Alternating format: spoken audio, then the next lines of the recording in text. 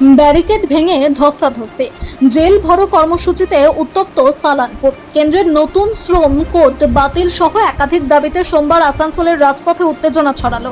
বামেদের ডাকা জেল ভরো কর্মসূচির মিছিল পুলিশ লাইনের সামনে ব্যারিকেডে আটকাতেই পুলিশের সঙ্গে ধস্তাধস্তিতে রণক্ষেত্রের চেহারা নিল বার্নপুর রোড।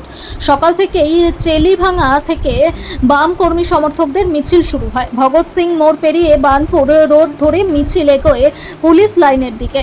আগাম পরিস্থিতি আজ করে পুলিশ লাইন সংলগ্ন এলাকায় একাধিক ব্যারিকেড বসানো হয়েছিল। উদ্দেশ্য ছিল মিছিলকে নির্দিষ্ট স্থানে আটকে আইন শৃঙ্খলা বজায় রাখা, কিন্তু মিছিল ব্যারিকেডের কাছে পৌঁছতেই পরিস্থিতি বদলায়। অভিযোগ, আন্দোলনকারীদের একাংশ ব্যারিকেড সরিয়ে সামনে এগোনোর চেষ্টা করেন। পুলিশ বাধা দিলে শুরু হয় ধাক্কাধাক্কি। মুহূর্তের মধ্যে উত্তেজনা ছড়িয়ে পড়ে। মিছিলের সামনের সারির সঙ্গে পুলিশের তীব্র ধস্তাধস্তিতে কিছুক্ষণের জন্য এলাকা নিয়ন্ত্রণের বাইরে চলে যায়। পরিস্থিতি সামাল দিতে পরে ঘটনাস্থলে আরও পুলিশ বাহিনী মোতায়েন করা হয়। পুলিশের হস্তক্ষেপে শেষ পর্যন্ত উত্তেজনা প্রশমিত হয়।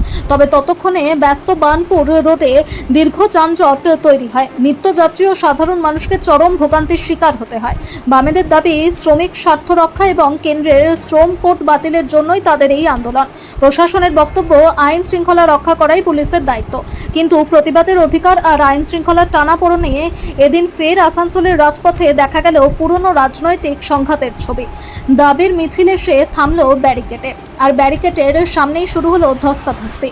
শেষ পর্যন্ত আন্দোলনের মূল বার্তা মানুষের কাছে কতটা পৌঁছলো, নাকি ব্যারিকেড ভাঙার দৃশ্যই ঢেকে দিল দাবি, তা নিয়ে জোর চর্চা শহর জুড়ে।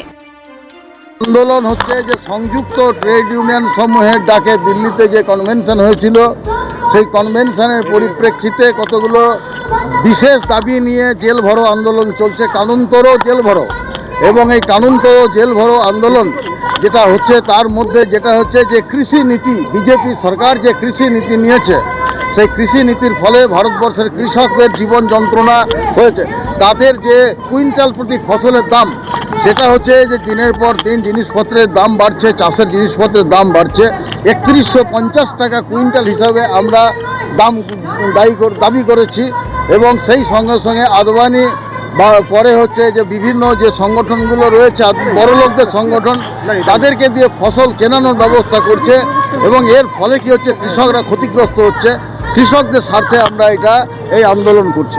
আমরা যে ট্রেড ইউনিয়ন আইন যে কেন্দ্রীয় সরকার যে করেছেন, সমস্ত পার্লামেন্টের সদস্যদেরকে সাসপেন্ড করে নিয়ে মোদী সরকার যেটা করেছেন, এবং এর ফলে কল কারখানাগুলো বন্ধ হবে, শ্রমিকদের অধিকার বন্ধ হবে, এবং হচ্ছে শ্রমিকদের যে ট্রেড ইউনিয়নের অধিকার দীর্ঘদিন ধরে সেই 1926 সাল থেকে করে আসছে, সেই আন্দোলন চলে যাচ্ছে এবং সেই অধিকার বাতিল হচ্ছে। সেই জন্য আমরা এই যে জেল আইন তোড়ো এবং জেল ভরো আন্দোলন আমরা এটা করেছি।